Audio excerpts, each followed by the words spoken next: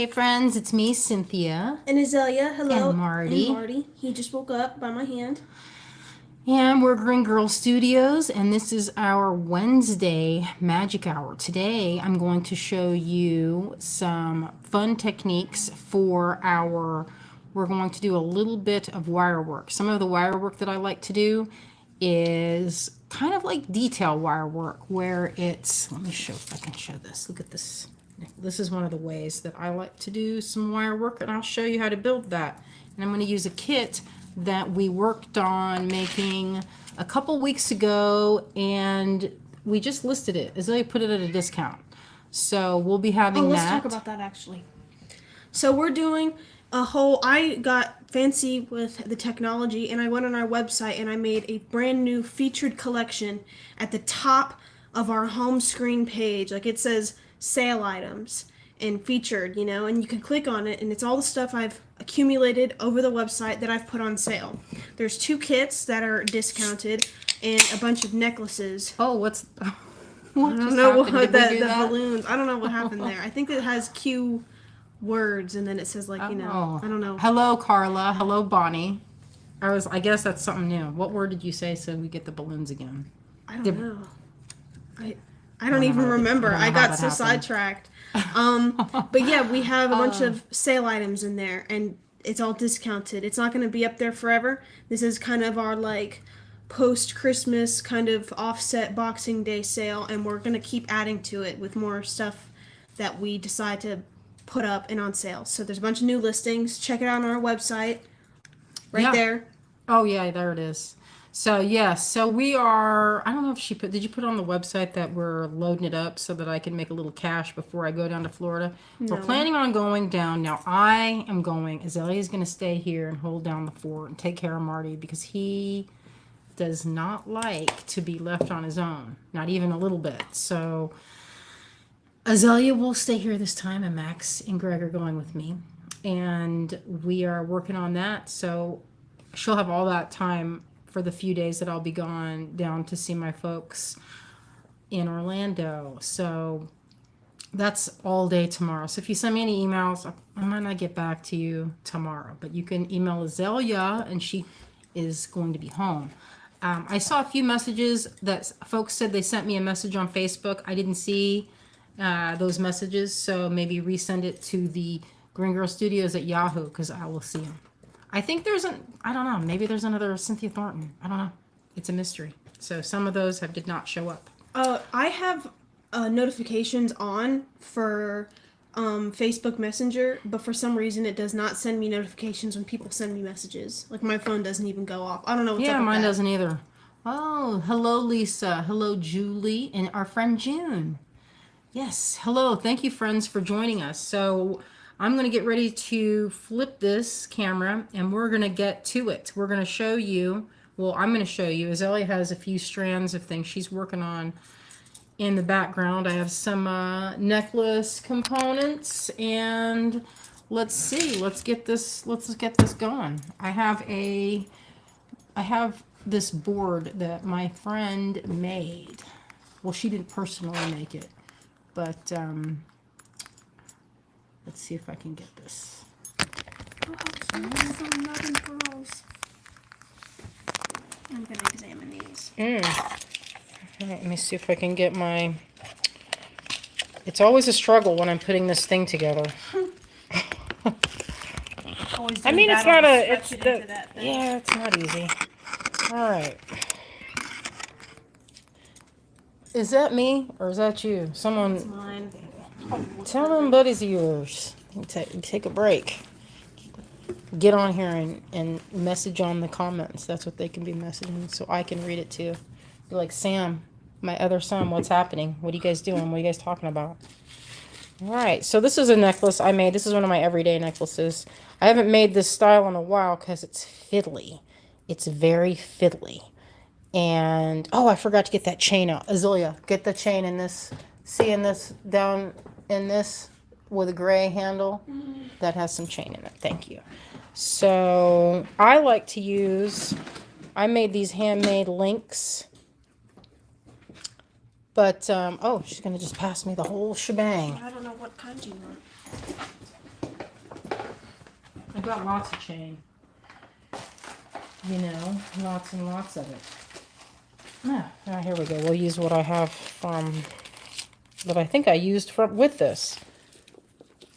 Might be a little bit, I like this. I don't know if how y'all feel about long drawn cable, or I guess now they call it paper clip chain. But I usually store, I don't know what I was thinking about when I got this. Look at this. Look how small that chain is. You can't even see it. But I keep it in little bags to keep it from getting tarnished too soon. But I don't know why I bother, because I turn everything black anyway. So sometimes I'll cut up existing chain, you know. I feel like that, especially if it's a short piece. I don't like a 16-inch chain. I might use this. This will be pretty. All right. Oh, and here's another one. I forgot I got this out. So this is my other necklace that I like to wear, and this one is made with handmade links. And I made these on what's called a jump ringer. It's a fancy way to twist wire around a dowel rod. So, and then you use pliers to extend them. I'll show you how to do that in a second. But this one has some handmade links as well. Some artisan glass, that's this. And this is one of those, this is a carved sapphire from a guy named Pat Jordan. I don't know if y'all remember Pat Jordan. He used to be set up at the Pueblo. I don't think he sets up anymore. But I think his business was called Sticks and Stones. This might be one of his too. Some of these I carved. That's not one. That's one of Pat's. This is one I carved. I carved on a lap grinder. But this is a technique that I like to use. And I think of it as like sugar. So I'll put these fancy stones. This is I don't know if you can see it, but it's a really pretty water opal. There's a lot of flash in real life. It's not really showing it now. But you see these little small briolettes. I'll hang those from different parts. I don't know if you can see it. There's some here. So when you wear it, it looks better if you're wearing it. So here's some there. Those, I don't know if you can see them. They're pink. I think those are, yeah, those are sapphires. But I hung them at different points to give it a little more, like, seasoning. It felt like it was like the salt and pepper of my necklace. This is one that I made. You guys recognize that. This is one I carved here. And so it looked a little bland. So as I was making the piece, I added more little briolettes. And it's an easy way to kind of, I don't know, just add more detail. Sometimes I want to do that because it's kind of chunky and heavy, but those little extra things gave it some, like, more power, I guess. Let me see. We'll put it right here so we can see it. And then here's the other one. We'll put that one next to it. Oh, hello, Mary from South Texas. We were thinking about if we're going to drive through Texas this time. Oh, my friend Donna. Donna, I'm excited to get those beads. I got some glass beads from Donna. I'm excited. They're beautiful. Yeah, the jump ringer. You know, the jump ringer is one of those little pieces of equipment that if you don't have it out and about, you're unlikely to use it. At least I'm unlikely to use mine because, you know, it's one of those things. It just needs to be out. It's like a polymer pasta machine. That's what it kind of reminds me of because you just twist it. You don't need one, but it definitely makes chain making really easy. And if you make jump rings, I don't use it to make jump rings because I have things to do and jump rings are not something I need to spend my time making. But if you're making chain, so it comes with, basically it's like this thing that it twists like a pasta machine, and you add a stick or a dowel rod and then you wrap wire around it in different sizes to make your chain. And it's easy. It's not a complicated piece of equipment, but it's definitely kind of expensive for what you get, I think. I don't even know how much they are anymore. All right, so I'm gonna get my tools. So I found this wire. This is half hard 24 gauge, so it's pretty small. It's about the same gauge as this necklace right here. This, I believe, is 26 gauge wire. Okay. Yeah, exactly. I have mine also. You know what? I put it away so it doesn't collect dust. But it just collects dust inside the box. So I'm going to get some of this chain out. So I have as an option. Sometimes I like to spread my stuff out and see if I'm going to use it. I might not even use it. But then, you know what? When I do this, I'll just zip this up. I got this from Sun. Look what my cats did. So horrendous. But it's from Ezel Findings. I don't know if she makes these anymore, but I've had this one for years and years, and I love it. It's a good way to transport your in-process jewelry. So this is kind of... Is there two kinds in there? Let me see. No, it's just the one kind. Or maybe it is two kinds. I guess it is. I have two kinds of wire in there. One is thicker than the other, it looks like. One looks like 26. It's even finer. And that is good for, you know, you're like, probably like, what would you ever do with that? Well, if you have some of these miniature drilled diamonds, I bought that for that. And then, you know what? It doesn't even fit. It's still too thick, which makes me crazy. All right, so this is the remainder of the kit from last week, I think. A couple weeks ago. Couple weeks. Oh, that's right. So in that video from maybe 2 weeks ago, or a week and a half, or whatever that was, I made these earrings, and that's from this kit. This is called Vespery. It's on our featured sale. It's on the featured sale, and you can see there's a bunch of tons of teeny little beads in there. And Azalea and I were talking about it. We're like, there's like 25 different kinds of beads. I'd like that kit because there's lots of like garnet colors. And browns and like teals and things. So what I'm going to do is I'm going to put together one of these types of necklaces like this. And I'll tell you, sometimes it's not easy because this is not in any way symmetrical. So this is when learning about visual and actual balance will come into play.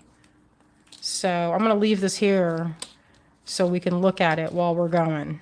I'm going to move some of this around. So you can see I'm using, this is a good use for chain that you have, like look at the amount of chain. It's like 1-inch sections. So this probably was from my chain cuttings. And I keep a bag of cuttings. I didn't see my bag of that over here. It's probably one. I keep it in another one, like a kind of like a seed bead container, because they get easily tangled up. So I like this chain here. I'm going to use some of it. I'm going to cut that up. But what I'm going to do is just lay it out and see how it's going to look. Now, when I'm making these, what I generally do is try to get as much of a visual balance at first as much as I can. And what that means is that here I have, like on this side, these are two similar shapes. These two here. And maybe I need to jack this up a little bit so I'm a little higher up. So it's a little higher. Oh, hello, Deanna. Hello, Lisa. Thank you for joining us this evening. We're on a different night, so I wondered how that would be. Thank you for joining us.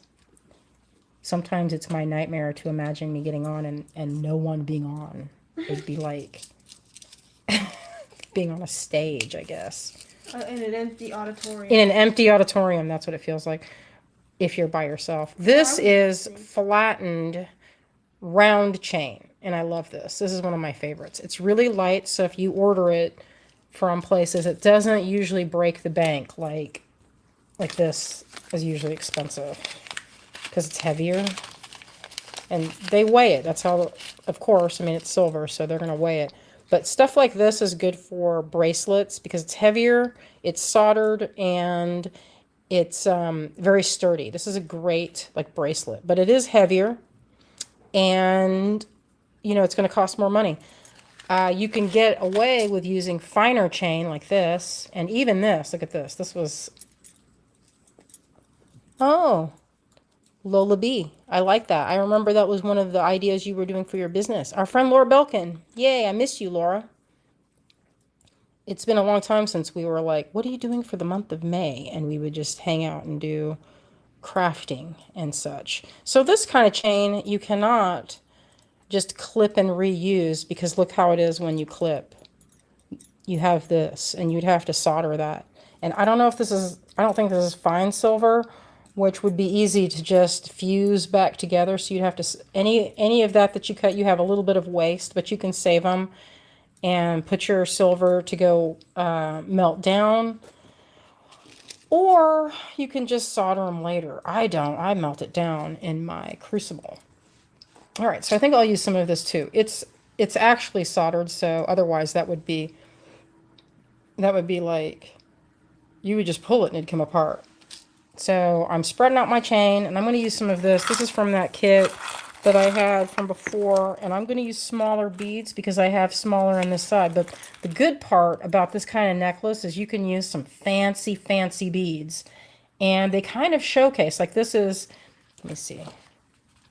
This is a really, I think they call this, I can't remember the name of it. It's a really unusual tourmaline, or maybe it's cherry, but I don't think that's right. I'll have to look at it carefully. It has these like sparks through it, and it's really pretty. So I have some perfect double terminated water clear Herkimer diamonds, and those were expensive. So it's a good place to put it right in there, and all this tourmaline. So you can kind of spread it out. You don't have to have like solid, $80 strand beads all in one necklace. You can kind of spread it out and get the visual impact. So on this, I think, I don't know, I'm in the mood for blues right now, and I have a ton of teeny tiny these would be my sugar beads, I call them, because they're adding like crystalline little flashes. And it's kind of what I picked before. This is what I did before. I keep wanting to put that up there, but I'm going to use some of these because I love them. And I think those are made out of pewter or brass or something. They're base metal. So what I'm doing now is I'm spacing it. And what this is it's giving me the visual balance I was talking about. And also you can kind of feel the weight. You can get that kind of actual weight too. So there's a ton of little small beads. What I should have done with this, and what I might still do, is all the little tiny beads that I counted and put in here, they are all well drilled. I did not put any that were like really small. So what I'm going to do is I'll do like this much of it, I think, maybe 8 inches. And the rest of it at the top, you can just use a length of chain. You don't have to go and wire wrap the whole, the whole thing. So yeah, I like this color too. But there's a lot of choice in there that you can use. I like this too. All right. Is this the Vesperi? Yes, Lisa, this is the Vesperi. I don't know if this is easy to see. Vesperi is Vesperi. It's and it's Latin. Means in the evening. Vesperi. I was listening to these books, the Cadfael Mysteries, and I was like, hey, I know what that means when they're dropping Latin. I was like, guess what? I didn't have to look that up. So you can have on this too, you can see there's some bigger beads. This is like an 8mm, I think. Let me get that little ruler and see. Actually, it's actually closer to 12. So you can see there's a lot of, you could do variation.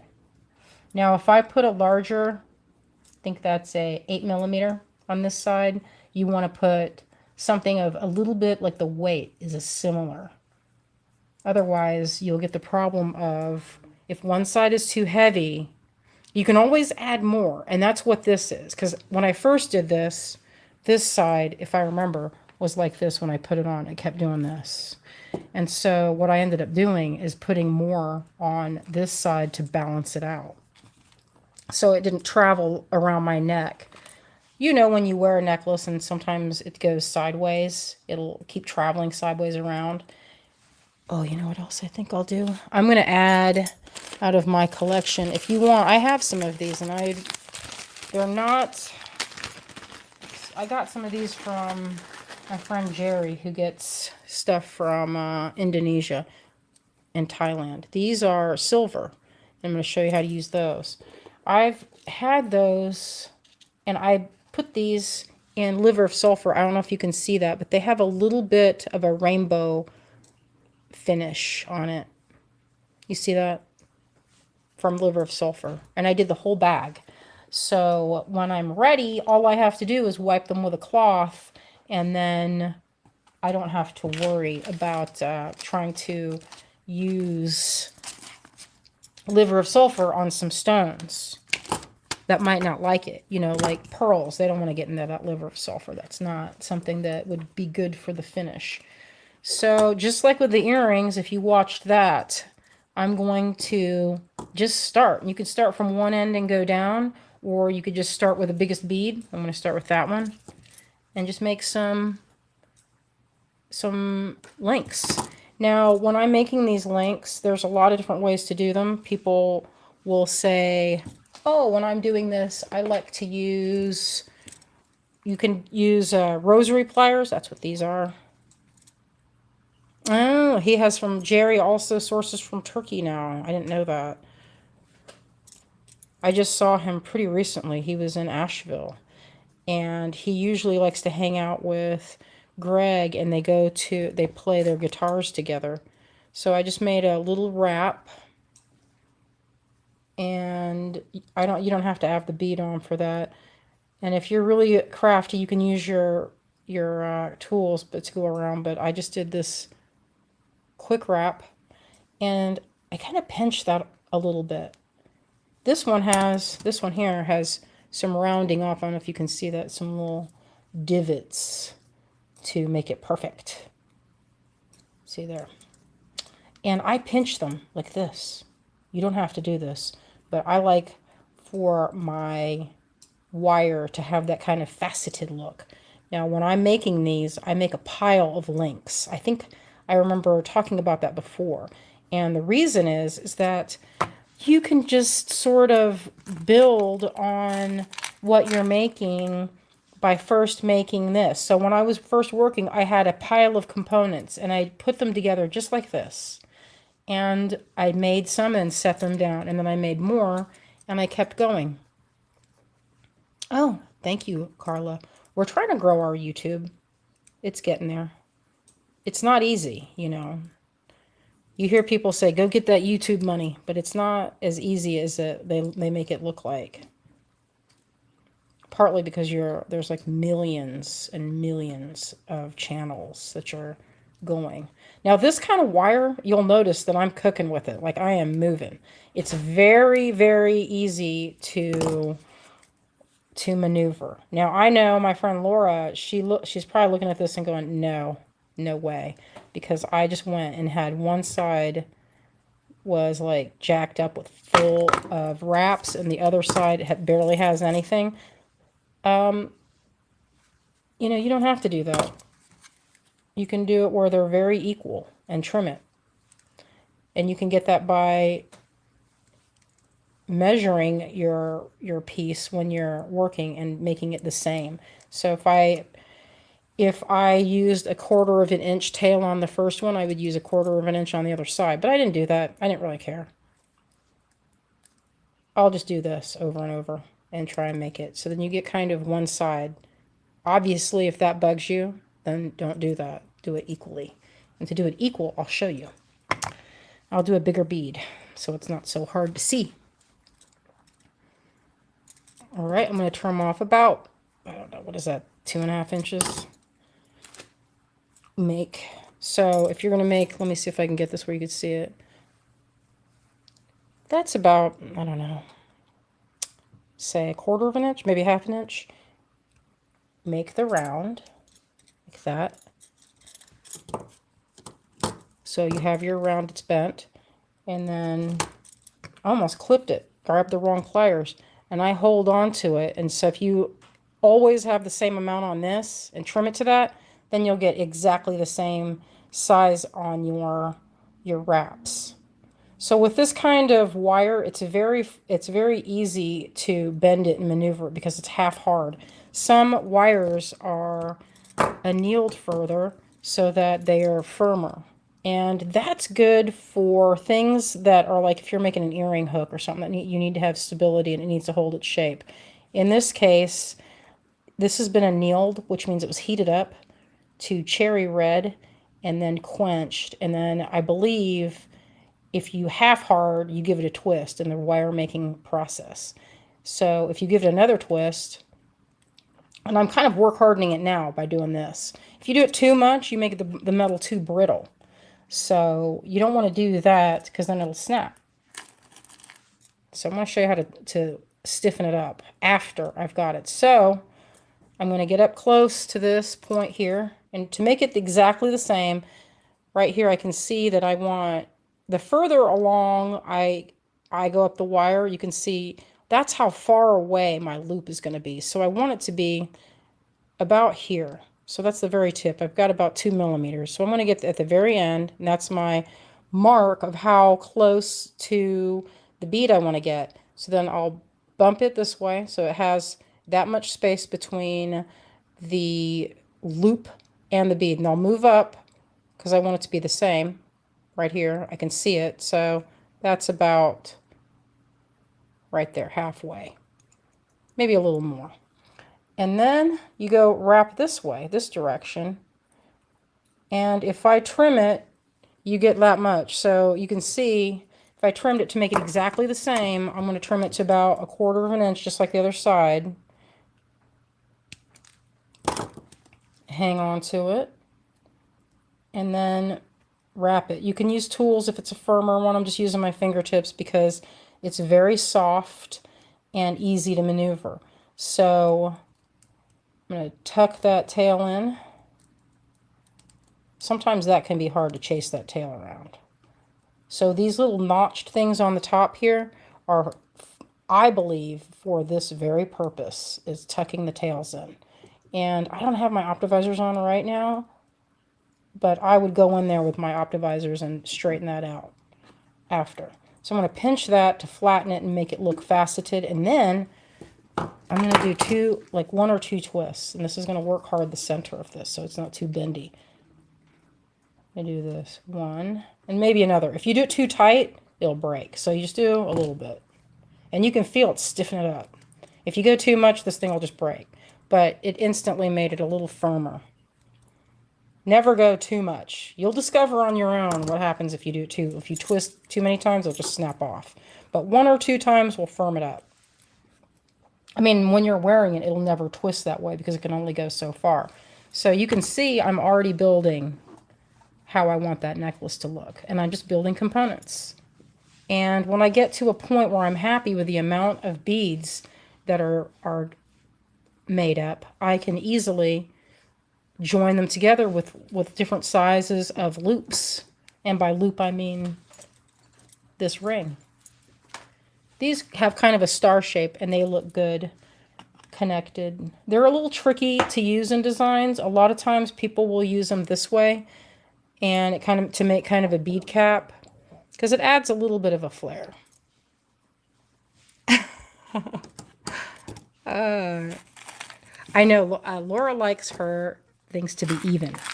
When I did that and I left that huge one side, it was really long like that. When I saw that, I was like, Laura would not be able to take it. She's gonna take it from me and fix it. She's gonna redo it for me. I could just see that happening. You know, I have earrings that you made, Laura, and I looked at them the other day and I was like, man, these are perfect. And when I say perfect, I mean every wrap was identical to the wrap before. They're really beautiful. And I have that necklace that you made for me when with the pearls and those diamonds. Remember that? It was a lariat. Y'all, you want to see perfect wraps? Laura can make a perfect wrap. So I'm going to look at this one and see. I'm going to try and estimate so I don't have so much waste. About like that, I think. So for me, I like to do these pieces where I make all the big pieces first, all the largest pieces in the necklace. And then from that, I'm going to try and get this as symmetrical as possible, thinking of Laura watching me. So I'm going to measure that. So I'm eyeballing it. Laura, if you're watching that and you're like, where are the calipers? I'm not going to go that far. Maybe if I had all the time in the world, I would. But since I'm kind of limited, I'm not going to do that this time. So that was kind of a little bit of a messy wrap. Usually I hold it with this one. We'll fix it. You can fix it if you've made it wonky. You could just take your rosary plier and push it down. And look, I've changed the shape back to what it was. I'm going to clip that little extra right up against it. Flatten. Now, you don't have to flatten. That's just something I like to do. You could even take the pliers and make an oval shape. And that looks pretty cool too. Now, you might be wondering, hey, is that wire too thin for those big beads? Because that is a pretty big bead for that. I've made necklaces and it's the same gauge as this. And it's held up. And this necklace is whenever I made my book. So at least 10 years. And it's held up. I'm not pulling on it or anything. So that too could affect it. I mean, if you have like a 2-year-old, maybe take it off because they'll pull the heck out of it. You don't want that. All right, trim.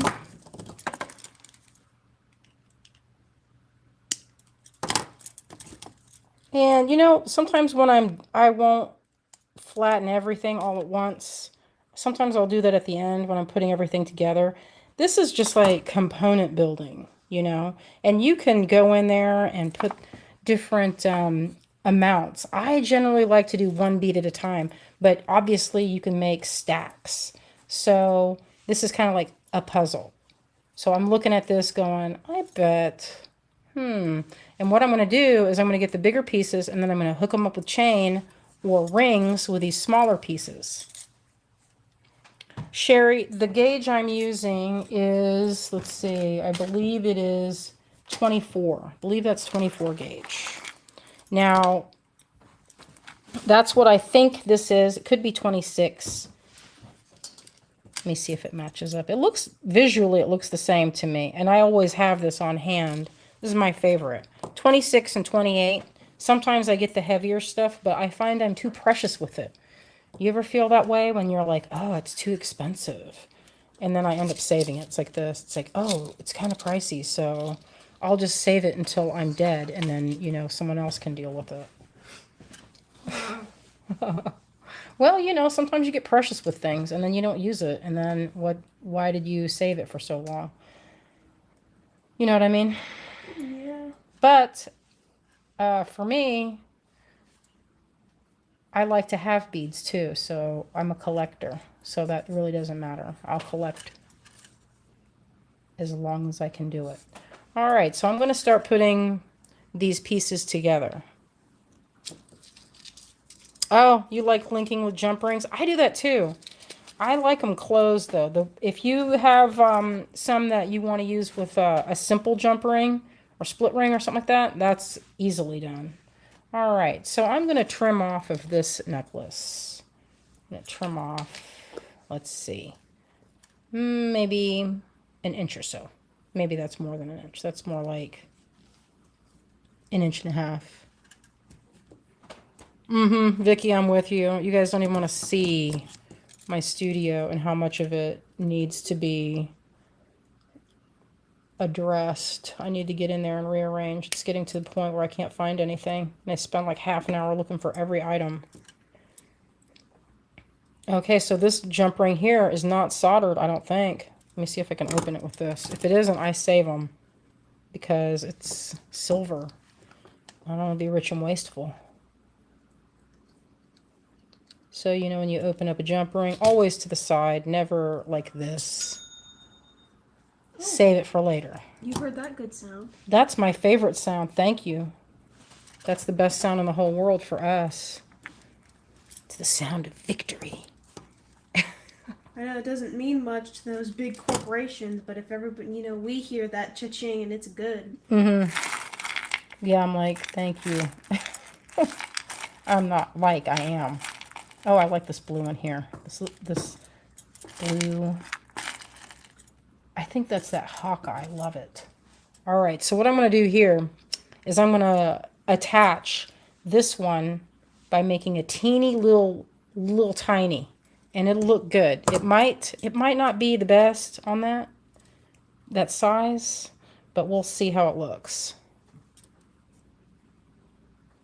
Yeah, I'll do that. I'll show you how to do it as a link. They look good. It's surprising. And with those, you know what I do is I'll vary the shape of my loops. I don't know if anybody else does that, but I for sure vary them so they're not the same. And if I'm feeling sassy, I'll do mixed metal. Oh, shoot. You know what? I did not do that right. I was talking and I didn't do it. So I'm going to add this piece of chain to it. Usually I will cut that off, but I think I didn't go too far. Sometimes you get it and it makes a complete mess if you try to go back on your own work. In this case, it didn't really bother it at all. Okay. All right, get in there, you. Oh, what kinds of metal? I will use, like in these earrings, I have brass wire, or maybe it's bronze, and I have these silver plated pewter, and I think it looks good, and then silver ear wire. And I've gone so far as to mix shibuichi and bronze and different metals like that in one piece, and I think it looks pretty. And if you wear mixed metals, I wear silver and gold in the same time. I think it looks okay, you know. Looks pretty. Yeah. Why choose?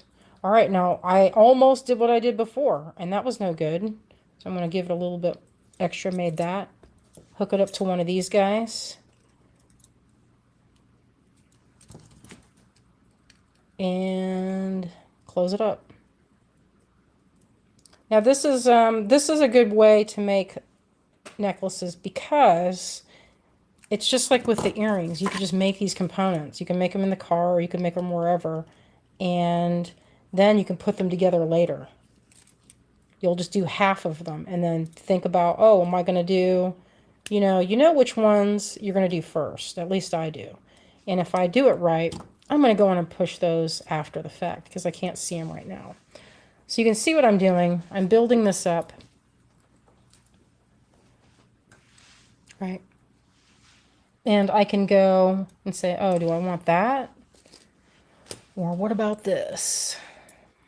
So I'm going to use one of these stars and show you how to do that. All right. What color is Hawkeye? Hawkeye, Tiger Eye is, let me see, here it is. It's gray, and I'll get this to show. Maybe that shows it. It has like a silver. It's silver and gray. It's pretty. I have a piece of rough, and I have not cut it. I've been thinking about cutting it, but I haven't cut it. And it also comes in a dark blue and orange, and they call that Petersite. There might be, I think that's in this kit because it's in the same family. I picked a lot of stuff, and by when I say I picked, I mean Azalea picked, because she did this. She picked out all the stuff for this kit. My color palette. It was her color palette for this time. There's bronzite in there. It's really pretty. So the thing about this, if you forget and you accidentally close it, it's no big deal. You could just close it, finish it, and then add it later. Because it's kind of like, it's like a crazy quilt. I like to think of it just like a crazy quilt. All right. I'll trim off that in a minute. Oh, okay, so I want to put this one in. And to use this, here, to make this as a loop, I'm going to add a small, teeny little, what is that? It has a big hole, whatever it is. It's shiny. zircon, I think. I found some teeny little zircons and they had beautiful sparkle to them. And I'm going to use further up because I'm going to make it a little bit bigger. And hopefully I'm going to remember to make it, to not close it off.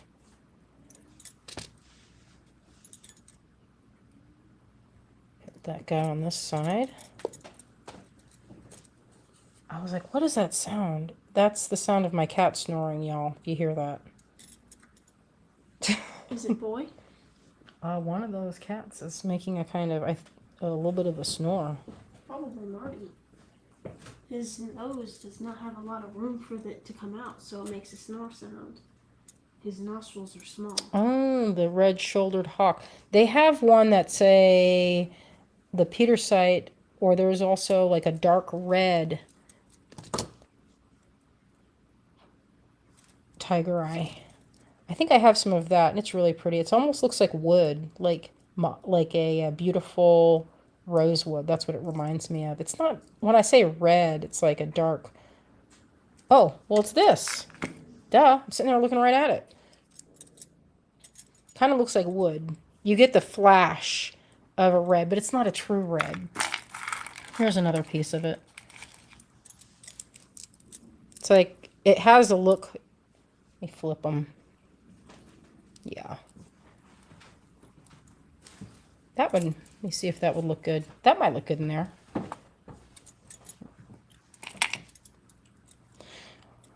Okay, so did I trim it? And I'll trim it later. So now I have to repeat that on the other side. Now the good part about these links, I'm going to flatten it. Now this whole thing could be dropped into a liver of sulfur bath. But I'm not going to do that now. Because one, I think my liver of sulfur has gone off. You know, I buy that and it only lasts for a few months before it's like dissipates. All right. Yeah, I like, oh, of all the tiger eye, you know what? I am so crazy about that. They call it Galaxy Tiger Eye, and I love it. I know that it's heat treated to get it that color, where it's like blue and pink and all those lovely shades, but I don't care. I love it. All right, I'm going to flatten this side out too. So now you see what I'm doing. You get that little bit of detail. And it kind of catches the light, so I'm going to use, instead of another one of that gold, I'm going to find, I like this one. And I think that will be a good pop of color. The thing about this that you want to remember when you're putting these together is it's easy to do monochromatic color schemes. Those look really pretty. But it's also a good opportunity to do a really varied, really fun color scheme, because you can kind of get away with it because you're doing pops of color. And the metal is doing the talking. All right, so I'm not going to close this one up. I'm going to hook up one of these. Let's see. I think could do this blue, or that red, I mean. Or I could do one of these. Let's do one of those. So the fun part about these these closed pieces is that you can hang things from them. And that's what I like to do with this, is it's a way to make your piece look a little more just detailed, you know, just giving it more sparkle and not as predictable, I guess. Yeah, I like how this is looking. All right. And this is, I think this is that Hessonite. Now I save all of my little pieces of silver. You can see I'm making a little pile over here. Now all of that I'm going to melt down to make other things, to make clasps and things. So we kind of recycle. I don't send it off to be melted down because I can melt it down in my own house. I feel like I want some blue. And I love this. They call this Sodalite with a little bit of, look at this, how it has this flash of something like bronzite that is growing with the sodalite. I picked out a few strands of that. Actually, it's more like to fill up that kit was a lot. So I found all the ones that had the most bronzite. And bronzite is this. And it has a really cool pattern. It looks like tiger eye, but it has almost like striations through it. It looks like wood to me, but with a little bit of a metallic look. So I'm going to hook that one up. And you can see how it has a very delicate, very fairy tale look. And the fun part is you just make all your components and you can keep on like adding to your piece. Like I can go, like I can kind of figure out what I'm going to do. I'm probably not going to use this, even though, you know what, it would work like a few links because it imitates the shape of that bead and this one and this. So maybe I'll keep it around and see. But I usually leave my components kind of like in a way that I can, you know, if it doesn't work, I can cut it off, you know. So they are, for the most part, easy to, you know, alter. Obviously, if you've already wire wrapped it, you'd have to cut it. So it's not a big deal. Like this kind of wire is not super expensive, which is nice for silver, and it holds up. Sometimes if you have the plated wires, they might be pretty, but sometimes the plating is not great unless it's a particularly thick coating. And sometimes that can be good, you know, you can have a little of that mystery. Like I have this book, I think it's Semi-Precious Salvage, and I don't remember the gal's name. We both taught at Art Fest one time, the same time, 10 or so years ago. And I liked her book because she used metals that were not very precious with precious, like steel and copper, but the ear wire would be silver or like some other components. And I liked it, but you know, that's a type of look, you know, like Nina Bagley's pieces if you've seen her work.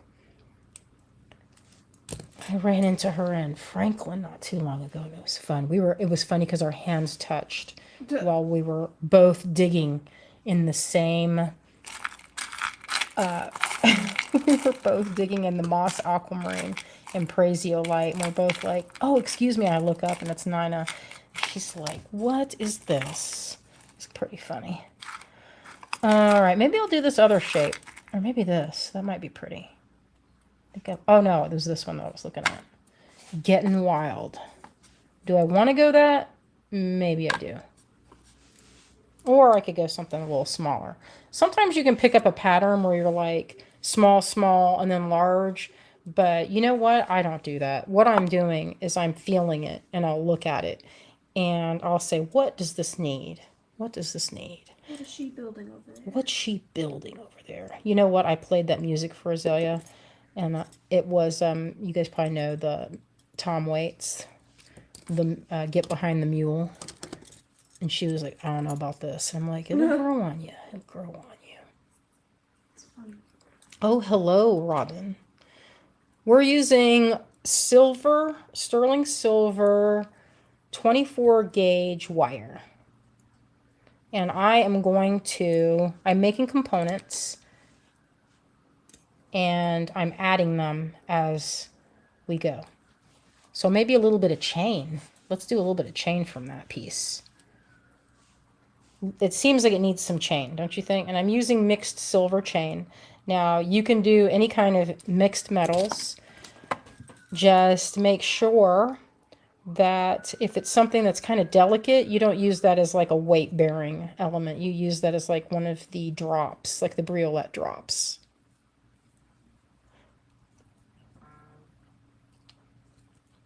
Yeah, that's starting to look good. And I will go along after and do all the trimming and making sure that it's not too pokey. Because sometimes, you know, you'll wear a necklace and you make the wire wraps, and if you leave all these little giblets right here on the end, those tails hanging out, you'll feel it along your neck, and you'll have to go in there and do something to keep it from being uncomfortable. You could trim it tight, but I tuck them in like this. All right, so that's hooked up to a lot of chain there. And from this, I can see, hey, how far do I want to make it? Well, I could make about this long. I'm using about, let's see, a little under 2 inches, so about 1.5 inches. It doesn't have to be the same. And also, don't forget, those open links, that's a good opportunity to add more briolettes or little dangly bits. All right, that piece of chain, I'm going to save it for later up here to melt down. Obviously, it takes us a long time to get enough to make, say, if you are using this to make a moon clasp, because that's like 1/2 ounce of silver. All right, so I'm at this point. Let's see, what can I add? I could add one of these, or maybe this kind of cloud color. And that's half of it, is deciding how I want each of the pieces to be laid out. I love that. Don't you love that? These little bitty, they're hessonite garnet, but boy, they are so pretty. They grow on top of smoky quartz, and it looks like my most favorite thing. I love those so much. I don't know if you've ever seen it, but look up hessonite garnet growing on smoky quartz. It's amazing. It's basically a lot like this palette. You get a lot of dark brown and gorgeous glowing persimmon orange. I didn't used to be a fan of that color when I was younger. I don't know what my deal was, but I would just be like, nah, and then it was like all of a sudden I couldn't get enough of it.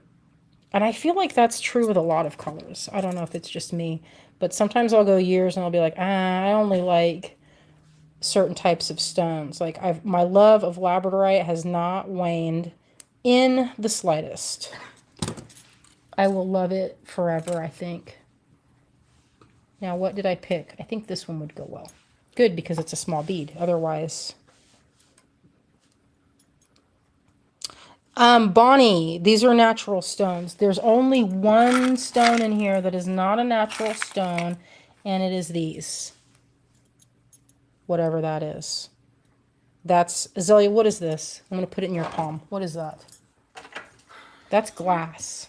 That's a type of glass. It's faceted, and it's got that matte finish on it. Yeah, it's got some kind of aurora coloring on it. Okay, so on this one, look at this. This is rookie move. Okay, so here, look how short I cut that.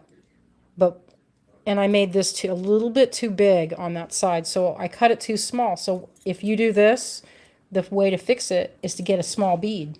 Get one that's a little bit smaller. Slide that in there, and oh look, now you've got another few millimeters. And it'll work. Now that can be no bueno if you make it too short and you're like, shoot. Sometimes if that happens, say, look what I did there. That's no good. So what I'm going to end up doing, if you do that, don't try and force it. This is what you do. You cut that off, because your life and your time is worth more than struggling to make a 1/2 inch of silver wire do your bidding, because you won't get it to do it. So you might as well just forget it. Let it go and move on. It's tempting to sit there and fight with it because you're like, it's silver. I'm not going to let this go. And then you end up, it looks like crap and you have to do it over anyway. So it's best to just trim it, let it be, and then, a little bit bigger. Let me see. Maybe I'll come in from this direction. I don't know. Maybe. You can see that with all this space, you can have little areas of detail. And it's like this necklace, you can see that I focused the majority of the action in the front. So if you have a bead that you want to put in the front, you can kind of have that, be your kind of guide. But in this case, I do not have a specific bead. This is a type of opal. This is called an African opal. That's in the kit too. I should have listed it. I don't think we listed all the different types of beads. Oh, look at this one with the sodalite. It has orange in it. Isn't that cool? They're pretty interesting beads. All right. think I'll do that one. I like that color. Or this one. All right, I'm going to make this, add maybe another one of those. Yeah, it's coming out pretty good, I think. And so the key, I think, for this is to get all of your larger stones, your key focals, like these bigger pieces, and get those finished. And you can lay them out. Then you can go in with your smalls and attach them all. And that way, it's kind of like the necklace almost makes itself. You know what I mean? It's very easy. And if you have a palette that is already coordinated, then that's even better. Because then you're not like, I don't know. Sometimes the choices in digging through your beads can be either really soothing and relaxing, or it can be kind of like a source of anxiety where you're like, well, what should I do? What should I do? And it can kind of ruin your fun while you're beading. So having a limited palette is one way. Like, pick out one box of your colors or one tin of beads or something where it can be amusing instead of stressful.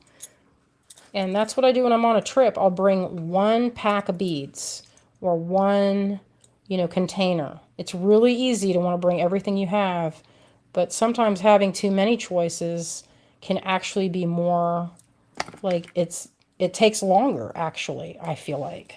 Well, it takes me longer. So I'm going to add one of those while this is open. Oh, thank you, Lisa. This is the Vesperi kit. And you know what? I actually had Azalea price out some of the stone that I picked up, and it's called Moss Aquamarine. It's not new now. It's new this year, but I hung on to it, and I made a bunch of necklaces and pieces for the shows and for when we were in Art Garden. My favorite sound. Did you hear that? That's a good sound, y'all. And that seemed to be a color that everybody likes. So you can see here I have these big areas where there is not much going on. Don't worry, because that is easily fixed. Because I can easily add these little teeny sugary detail beads, I call them that. And there's a bunch in here. I don't know if you can see that, but there's a bunch. It doesn't look like a ton because when you take beads off the strand, it turns out that they look like very little. The being strung adds volume. Anytime you've taken a bead off of a strand, you know what I'm talking about. So I'm going to get more of those because I love them. And there are these little cubes in here of blue and orange sodalite, and they're teeny cubes. They're so small, but they have a great big hole. It's so amazing. That's these. I'd never seen that shape before, so it was pretty exciting.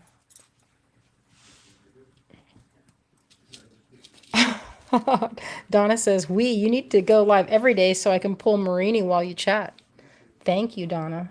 I like it when I see my friends. It's like we're not so far away. Especially since we can't do shows like we used to, Used to, you'd see your buddies every month or so, every couple of months when the shows were really hopping. Hello, Robin. Thank you for joining us. I haven't pulled Marini in a long time. We got our glass kit out, and that's pretty fun. I told Azai, I said, it's going to be time. We are getting ready to do this. You're going to love it, because I've been talking about glass making, and I haven't had that kit out since I needed to make some eyes for a doll I was working on. And I made the little eyes, and boy, they were so cute. And I was like, man, I miss having this available. And when you have kind of a small studio, we have a 2-car garage that we've converted into our studio, and it's limited. So it's mostly casting and kilns. So there isn't a ton of room for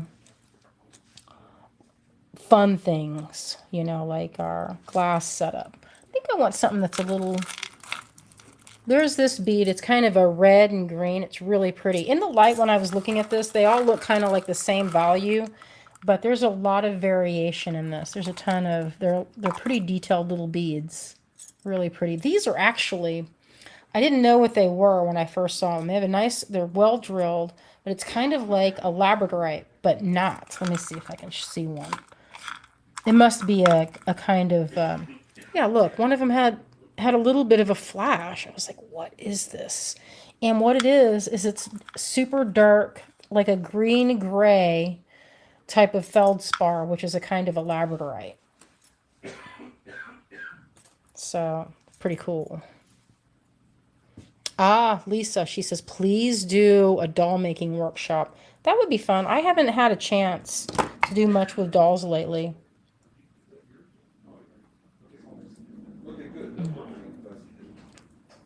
Yeah, I love it. Man, I have a lot to do tonight to get ready for the trip. I told my mom, she called me today and she's like, when are you coming? And I'm like, tomorrow. Oh, shoot, I was going to add one. See, that's the other danger of this, is that I have a tendency to close all the loops before I can add more. I always do that. I have to be mindful when I'm doing this. Azalea, do a doll workshop. You know, we went to one a long time ago. Oh, I usually save those little extra bits. I'll find it. I'll do a sweeping and get them. Somebody's racing on the highway down there. Our house is kind of close to the highway. Usually can't hear it because I have a fan going. But you kind of hear it today. All right, you can see I'm building this up. And I'm moving slowly. I'm talking in between. But you can see you can really start to build your necklace. Or if this were a bracelet, I wouldn't call it done. But it makes a very delicate, pretty bracelet if you were to do that. And on these, I would do head pins. And I thought I grabbed them. I don't know if they're in this bag or not.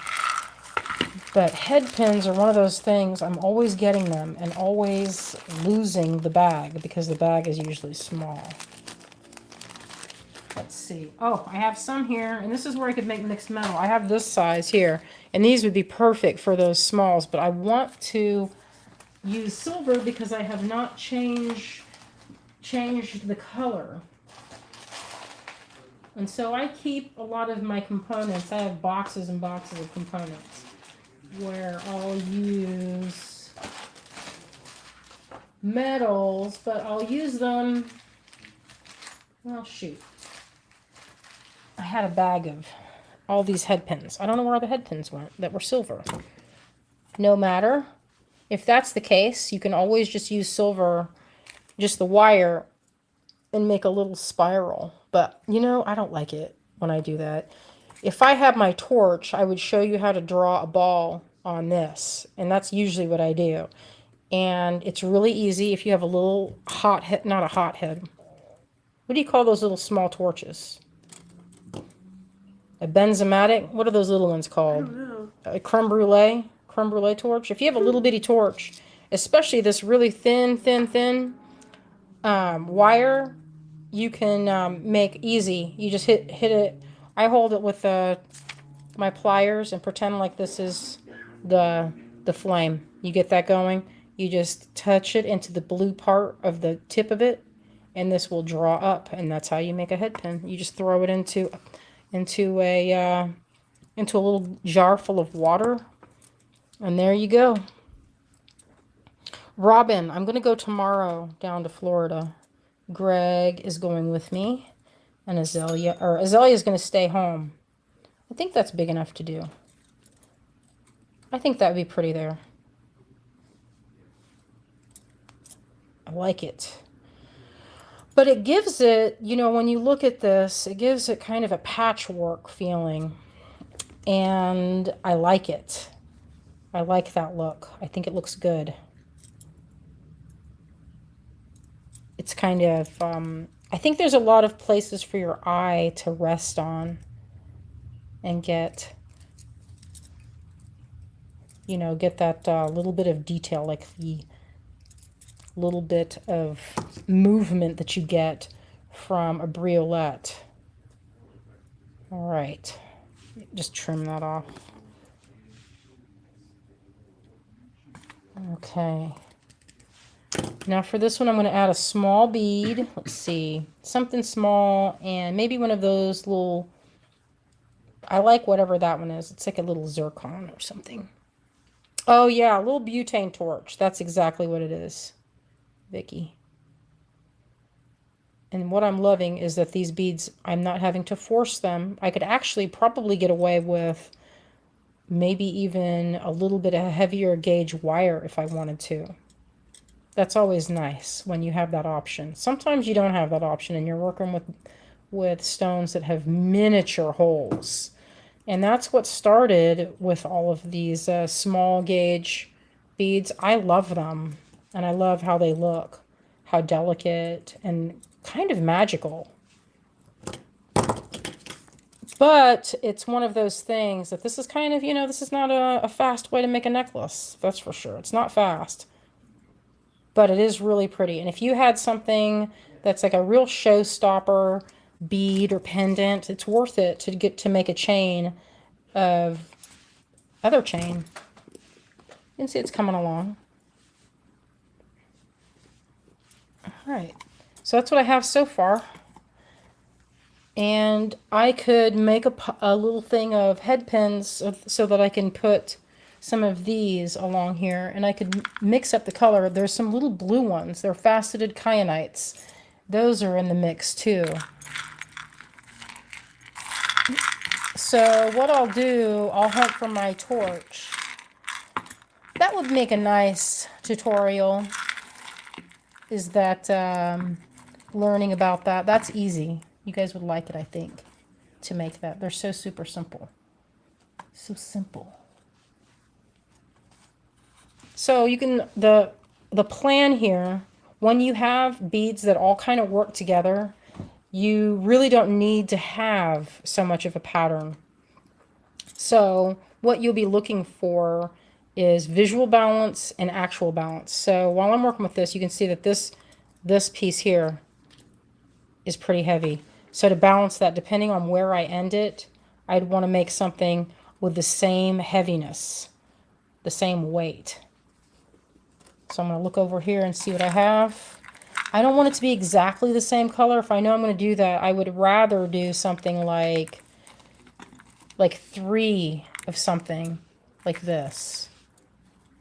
If it's going to be, I don't know, maybe this long. I'm getting a feeling of maybe 22-inch necklace possibly. So while I'm working on it, I can decide, is this going to be the top of the neck or this part? At this point, you could, in theory, and I've made many necklaces like this, where there is no front or back. You can make it where one side is all mostly reds and the other side mostly blues. And depending on the shirt you're wearing, you can put the red side towards the back or the blue side.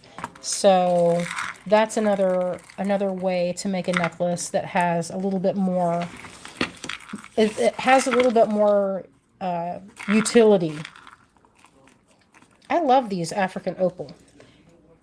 They have a little bit of a cloudiness to them. They're like kind of cloudy and woody. Greg or Azalea, can you tell them to quiet it a little bit? I can hear them, and I'm starting to get interested in what they're talking about. Like, what game are they playing down there? What are they doing down there? Are all your silver beads on the website pewter, Bonnie? Are head pins work hardened? Well, it depends on the head pin. Where can we buy silver wire? You know, I get my silver wire from Rio. Or, depending on where you are, if you have a local bead store, you can get it from them. That way you can look at it. Sometimes you don't know what the deal is. getting too interested in what game they're playing. I know. I was starting to listen, and my mind was like, "What game are they playing down there?" I couldn't tell. I saw dice. Just dice, my favorite. I know. I'm sorry. All right, so I'm slowly working my way. Now, one of the things I might do here is one of these on the side to balance it. When I have that, like I might do this side all reds, but I've already kind of done blue on that. So it'll be more like this, where I have green, green, red, and it goes back and forth where you have the different colors and they kind of reverberate back and forth. I'll do the same thing here. So I'll make more little components.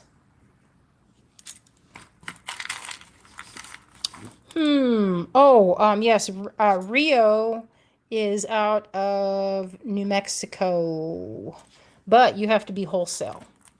And if you can't get into Rio, who else would you buy silver from? I don't know who else has that. Good question. I would not know. I wonder if Bead Shop might have it, because they have like lengths of things and chains and useful bits and bobs. Or Softlex, they might have it.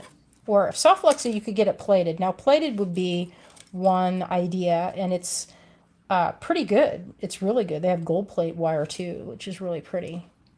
If you want sterling, they might have sterling plate. But actual silver wire, I would say maybe Rings and Things. There's a few places that you could get it. I think that looks pretty. Or maybe, you know what? I need a piece of chain in here. Don't you think I'm due for a piece of chain? So I have a choice of either doing more paper clip or another length of this chain. And I like that. I don't want it to be too samey. So I'm going to put a little bit of right in here, I think.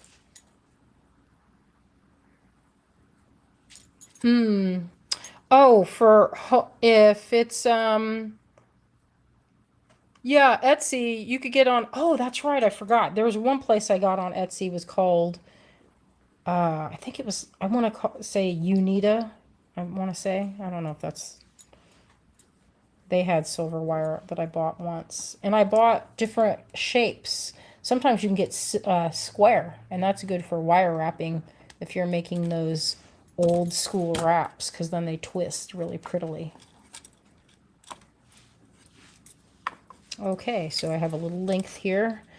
Now to decide. Ooh.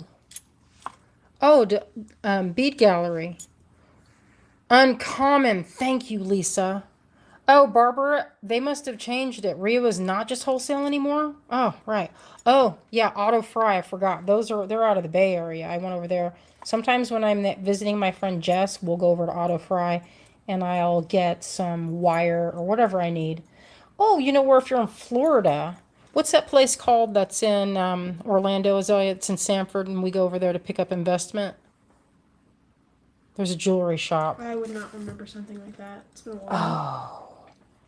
Something on time. I can't remember the name of it. Just look up Jewelry Supply. Because that place had pretty good. I bought jewelry or a different wire from them. Remember when you went through that, you were making all those necklaces? That's where I bought that wire. Because I bought Azalea a heavier wire than this. And it was for like this weight of a necklace. This one, this is fine silver, and you're able, if you use fine silver, it fuses together.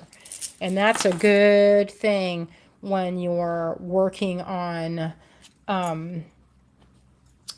like if you want all your links to be soldered, that's a good way to do it. All right, so I'm going to hook up this, I think. So as you can see, these pieces go together almost on its own. You see what I mean? Like, this is a very easy way to do it. And if you have a limited palette, it makes it, like, even easier. I think this is a time when too many choices of beads gets to make it where you take even longer to make it. And if I weren't talking and I just had, like, a show on, I would have already probably had this done by now. But usually what I like to do is I like to make tons and tons of little components first. That's my favorite way to do it. And in this case, I just did the larger beads and then filled in, and now I'm filling them or linking them with the smalls.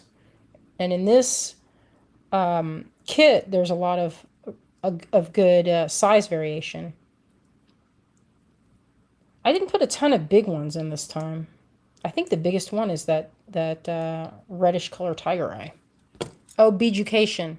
That's beadshop.com, isn't it? Oh no, Beaducation is That's a different. that's Lisa Nevin Kelly. I like her. Oh, maybe I'll add this.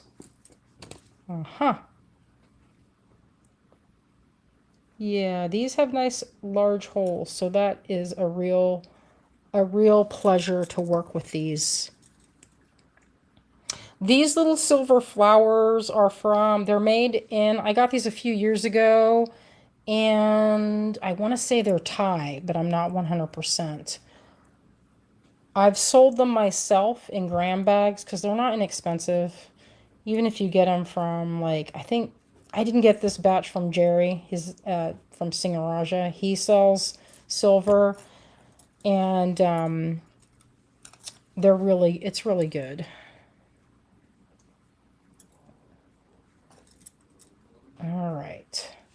I was thinking about, because I've sold them in sections before, and I may do it if enough people are like, hey, but I don't have a ton. I have like this left of silver, and that's like enough to last me forever, but so I could easily share. If you're interested, I can weigh some out. Okay. Let's see. All right, so that's looking good. And it's getting there. So like the last bit of detail would be adding some briolettes or some little sugar beads or whatever you have on hand. And this one I need to divide them up so all the smalls went on one side, all the minis.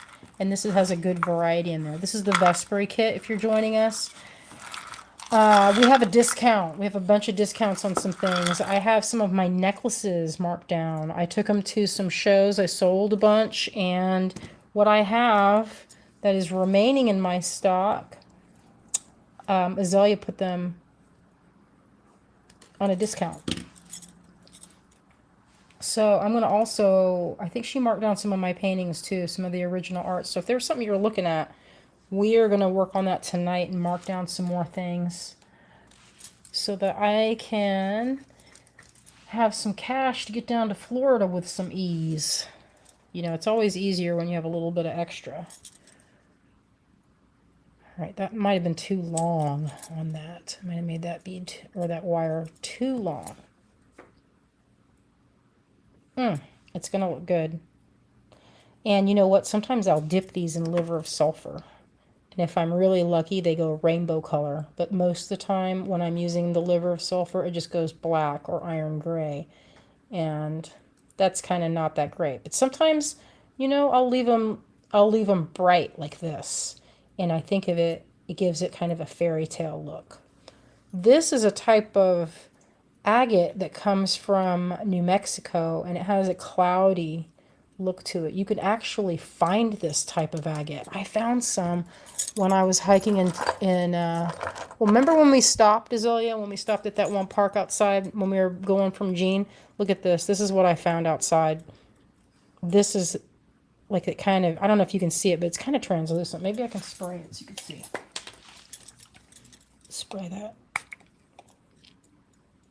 So it has that cloudy look. There's more of it.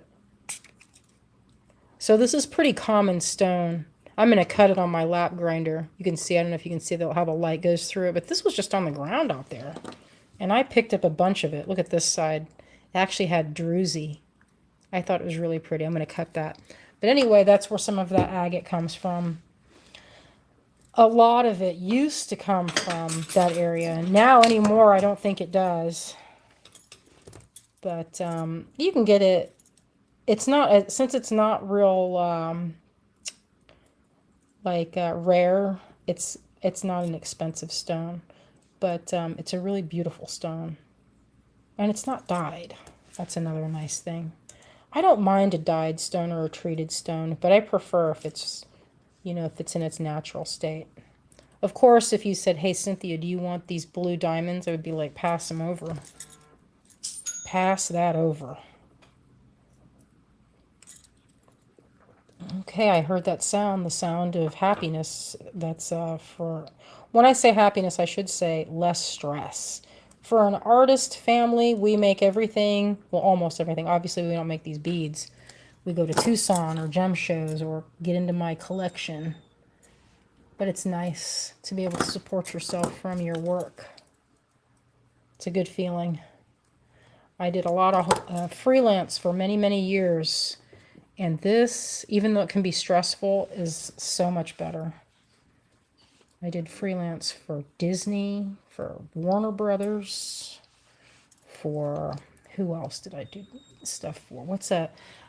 Some movies we did with Flipper, that dolphin. I made the hand puppet with a dragon, that dragon heart. That was in the 90s. All right, let's see. That was a hard way to make money, is freelance, because you're always hustling. You never know when your next job is going to be.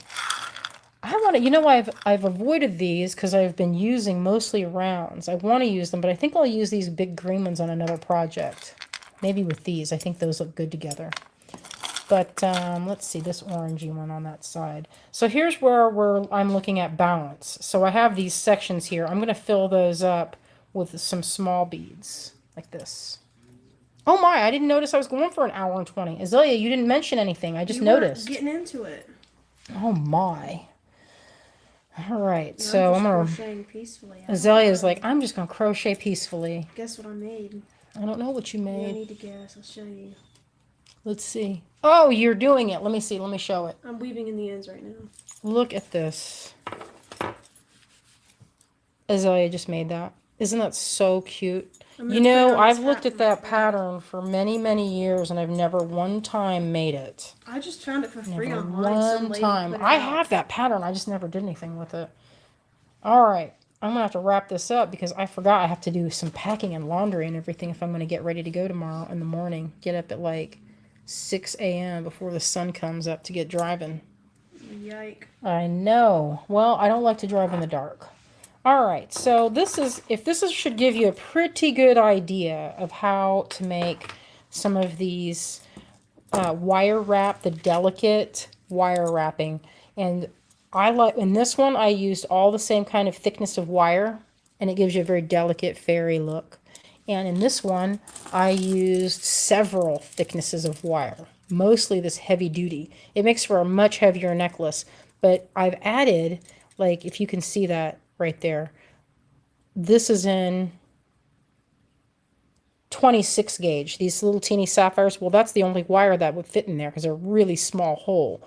So I did not have much choice. And I put those on the links.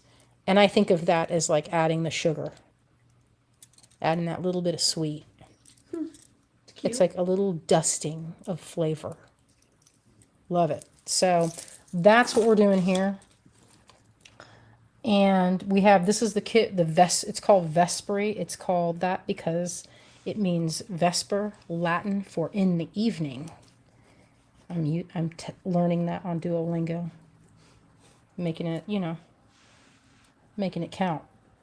Doing that brain training.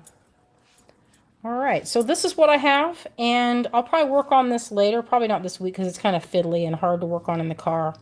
And I get a headache if I'm wearing my Optivisors in there, but I'm going to work on it next week and take a picture and show you. Probably add it to the group, and I think it would be a good, what I'll probably do is add one of my coins. These are headed to Lima beads. If you guys like these coins, like this one, I have a huge batch that I've been working on for the last like 2 months, and it's all headed to Lima beads. So look how good it looks with this delicate business, how good that looks. And that would be a piece of cake to punch that or punch down here and add to it. So that is the destiny. Maybe a big one. I don't know. Let me see. Maybe a big one. I don't know. What do you think? Big one? Small? I think the small one suits it a little bit better. Or even No, you know, I've been saving this. I'm getting ready to do a necklace with it. Those are sapphires in there. It's jointed. Greg carved this a few years ago, and I'm thinking I'm going to do this technique with it. But I'm going to make these bone pieces, and it's going to be like, it's going to be amazing. I'm going to pick some sapphires to go with it, and that's how I'm going to string it, just like this. But bigger, I think bigger, because this is heavy. You don't want to do too, like if you do it where it's not the weight of one thing, this is so fine. You want something lightweight. It's a very, I mean, this whole thing weighs, like in the palm of my hand, it's like you could barely even feel it. It's so light. So it's really good for a necklace that's, well, like you don't have to put any kind of pendant on it if you don't want to. Like I'm going to go in here and from all these links that are open, like this one and this here, I'm going to add more to it. So it has a lot of movement and kind of that sort of energy that looks good with that. So this piece particularly is going to have a higher, or not a higher, a lower gauge. Lower means thicker. So I think maybe a 22 gauge for this one. So it's not, maybe not quite like this heavy, but definitely one where it kind of balances.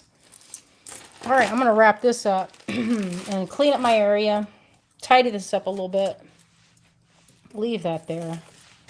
Maybe use these, but maybe not.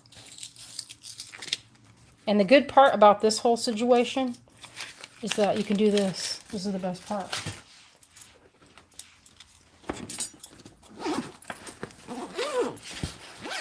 There you go. That is done. And then if I want, I can put this into a covered container.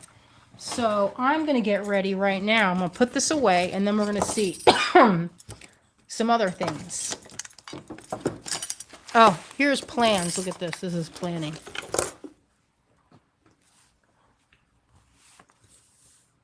Oh, if you, I would like to buy some silver chain. I'll look and see. I might have some that were already like, you know, those finished chains. I'll see, because then you can cut those up. But even though I hate to cut up a finished one, I do it all the time. Where'd that other earring go? Here it goes. Now bag this. I tell ya. Yeah, I love it when I can just slide this business to the side and not even worry about it. So good. Oof, my throat is so dry. Oh, yeah, I'm getting dry too. My face is dry. You have a drink in your hand, barely sipped. Barely, barely. Can you take this from me? Where's the lid? All right. You can start with any one of those. Oh, okay. So I have a few things here today. Not a ton because I have a lot of packing to do. Not a lot of packing. But Azalea, Yes, a lot of packing. yeah, I don't know why I said that. That's silly. It's very silly of me. Okay. Here is this clasp. How many do I have of these? 2 or 3 of them? Should say on the back 2. of the tag. This is $20. It's sterling. Sterling clasp. And I have one I'm matching up. I haven't done it yet, but this is the one I'm adding to. And this is where I make these necklaces actively. So I would put it on this one right here. That's what I'm going to do. I have several for my own personal collection. And this one is a great one because all you have to do, there's no other side needed. You just make a loop. You make a loop, and you can make that loop with seed beads. You can make that loop with, let's see, I don't know what the other necklace is. Oh, you have it. Ah, we're fighting with the. I know, not even showing the tag at all. Oh, I didn't do it? No. We have 2 of these. Lot 773 for 20. They're sterling silver. Nice. All right, 2 of them. Take some notes. Thank you, Bonnie. Okay, so the next thing. These are the clasps. I had Greg made these for me so that I could make them for my necklaces. And since the holiday season has pretty much wrapped up, I'm selling my extras. Okay, so this one is 25. It's the octopus, and it has a little fish in its hand like I got this. 2 of those. I have 2 of these. See, they go like this. And this is a really good secure clasp. Look how good this looks with these rounds. See that? And then it's very smooth. It doesn't pinch. It's easy. And then that fish fits in there real easy. Real easy. There are right 2 through. of these. That is lot 775 for 25. Yeah, they have a nice weight to them. They're not, look, the thickness. Nice and thickness. thick. Nice and thick. 775. We got 2. And they're sterling. Thank you, June. Sterling. Okie dokie. This is one that I'm going to mark this one down to 18, I think. Give me that pen. We're doing some markdown on this. So this is one, we don't make this. I made this a long time ago. This is one that you're supposed to use like this. It's supposed to be like this. Some horse friend of mine that had horses. Like that. It works better if you have like leather. So this one is marked at 27. I'm going to mark it down to 18. So if you want this head, I don't really make this anymore. This is just the one. So I don't have any other ones. This one, so anyway, it has a good, it's like if you know people that are into horses, that's a perfect one.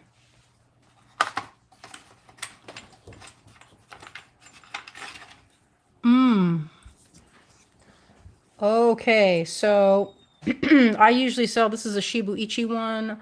I'm going to do a discount on this one as well. I'm gonna find another pen. You got to get it a little closer in there so people can see it. Okay, so this one's usually 24. Let's see. Just let me do it. Here. We'll do. Not with the rainbow pencil, you can't see it good. Oh, okay. Let's say the Shibu. We'll say this one's also 18. There's one. One. Shibu clasp. Lot you 777. And if it's not, Carla wants to know what number the horse was. The horse was 778. For 18. Ah. Thank you, guys. All right. Oh, and I have some of this. Let's see. So this is the one I was telling y'all about. I actually forgot that I had this. And I actually had Azalea price all this. So if there's a tag on it, that's the weight. That's not the price. And this is the Moss Aquamarine. This is some beautiful stuff. It's so pretty. Now, I've seen this where people call it other things. I've always called this Moss Aquamarine. I'm not sure.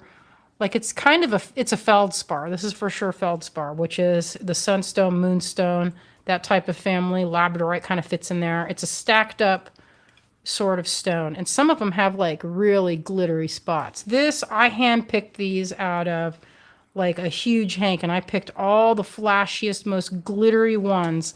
And I had the intention of making kits with it, but I never got around to it, you know? And I thought that these would work with this, but I did not do it. So I have these strands. They're different. They're a little bit graduated, so they're different. They're bigger on the bottom and they're smaller on the top. And I have these at 40, and they're 779 is the number, lot number.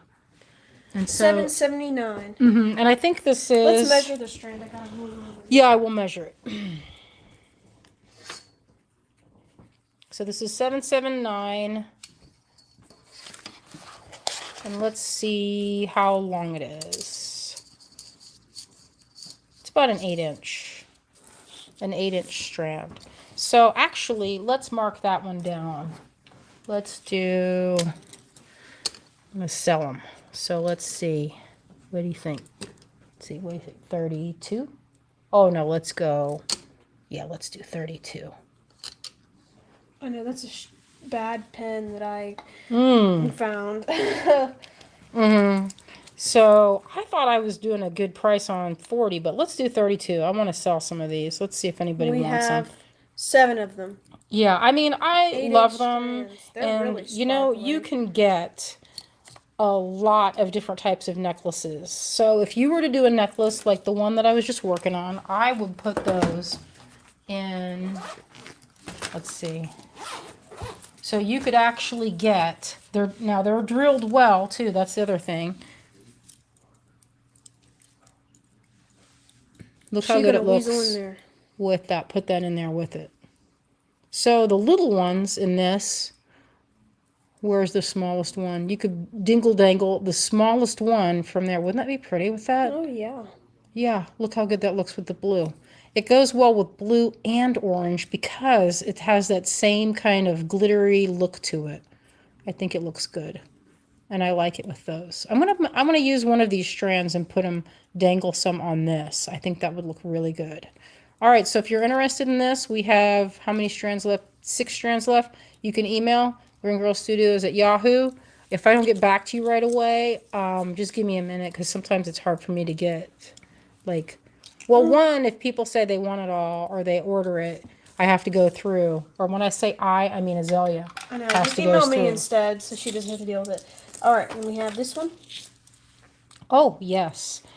All right, so here we have a sterling silver unicorn charm. Look at the tail. Look at the tail. It's so cute. The tail. The tail. The horn. Now, if you know someone that likes unicorns, this would be a really good one because it's 3D. It's not flat. You can, I don't know if this can stand up. Oh, yes, it can. That's standing position, first position, standing. And it's detailed in the face. Look at the face. It's, look at him face. Look him face. Look him face. That's from a meme. So it's 770 for $34. Yeah, $7.70. And that's a good one. I don't usually make that, so that's nice. All right. Oh, let's see what else I have here. All right, I have one of these. This is more of the feldspar I was talking about. Now, this is a sterling piece that I mounted one of these shaded feldspar. Look at that. Isn't it so pretty? It's kind of a cloudy stone. I think of these as amulets. So I drilled a hole in this in the wax because I had intended on using this with a piece of chain and making kind of like a mala. I was going to make a mala with this and do a drop. I bet I could do a drop. Look at this as a drop. Yeah, that'd be killer. Actually, I'd do the biggest one on there. Not that big one. Look how good that looks. So anyway, this one is, let's see, $7.76, and it's $80. I know that seems kind of high for this piece, but look how thick it is. It's usually $120. Oh, Azalea's like, usually I would put that at $120. Actually, I made a necklace with this, and I sold the necklace for $320, was how much I charged for the necklace, and it sold. So this piece is actually, you know, if you made a mala with this, you could actually get a good amount because that's solid silver. Oh, thank you, Bonnie. Thank you. I'm glad that found a home because I love it. I was going to make a necklace with it and keep it, but, you know, you can't keep everything. All right, so this one is a silver heart with a tree. I only made this one, and if you look, I scraped the back off. This was a button, and I made a few of these like a few months ago, and those sold well. I had like 2 or 3 that I made. So this is lot 771. It's $20. That's silver. There's not many of these. This is just, you know, this is it. It is gone. Thank you. Thank you. I appreciate you guys watching with me tonight. Oh, so I have this. Let me show you the one I'm wearing. All right, so this is how this clasp works. I made this one in Shibu Ichi. Oh, thank you. Thank you, Shuri. All right. So this is how this works. So I made this one with a Shibu Ichi moon and a crescent in sterling. So this one works great because if it flips, look at the other side. And you could put it either way. You could do it on this side or this side. And if, you know, if it flips over, no big. It could even look like this. And it still looks good. And I detailed it. I detailed it so that it worked out. I hope you feel better, Cherie. I see that. Some of the comments, I know they were going by thick and fast. Thick and fast. Uh-huh. All right. So this is the necklace. So I've been making these, you know, these mala type treasure necklaces. And I feel like you want to have a nice heavy duty clasp to match it. So this one is a great one for this because it holds up a heavier necklace. And if it goes on to the side, that's okay because you can still see it. So I only have one of these.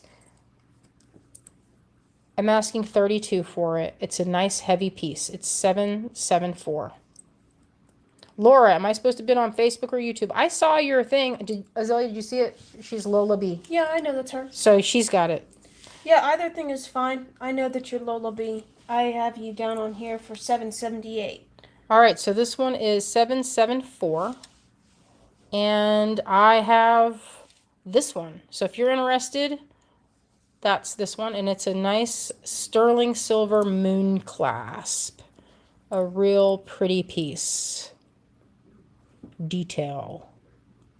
Show the lot number. Okay. 774 for that one. If you're interested. Okay, let's see what's left. That. Oh, is this the last? That's it. Oh, okay. So this is $772. This is $38, and it's a really big, pretty piece of labradorite set in a brass setting. Yeah, it's one of the really shiny. It's very faceted. 38. I marked it already. But you know what? Let's do a discount on that. I've had that one in my collection for a while. I was going to make a necklace. It's probably been sitting in there for a few years. Let's just say it's 30. So that's 30. For $772. All right, it's upside down. All right, so that's for this pretty piece of labradorite. It's practically done. You could put it on a necklace and just call it good. Or you could make a detailed necklace like this. Look how pretty that would be. Kind of nice. All right. That's $772 for that. Okie dokie. We put that back, and I think that's it. Is that it? Yeah. Daughter? The only thing that did not go was the moon clasp and your this. gemstones here. These gemstones. Yeah, I know. Oh, and this. This we still have. Ah, it's fine. All right, folks. Thank you. I'm going to flip the camera around. Oh, very nice. Thank you, friends. Okay, I'm figuring out the flipping. Need help? Front. No, I figured it out.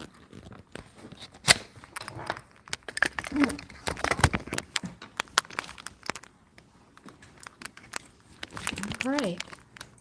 Well, thank y'all for joining us this evening. I went on for a long time. Usually I'm not on that long. But I was showing this little piece of a necklace and came out pretty good. I'll finish that up when I get home from Florida. Hopefully it's not going to be too arduous of a journey, but it takes about 10 hours to get down there, and it's going to probably be an emotional, you know. Oh, Mary, Azalea combines the shipping. She will do that for you, Mary, easily. Oh, thank you, friends. I appreciate you. Yes, it's going to be, you know, I've never really dealt with this type of like closeness. I've been sort of breathing through it and trying, you know, just to feel everything and not like bottle anything up.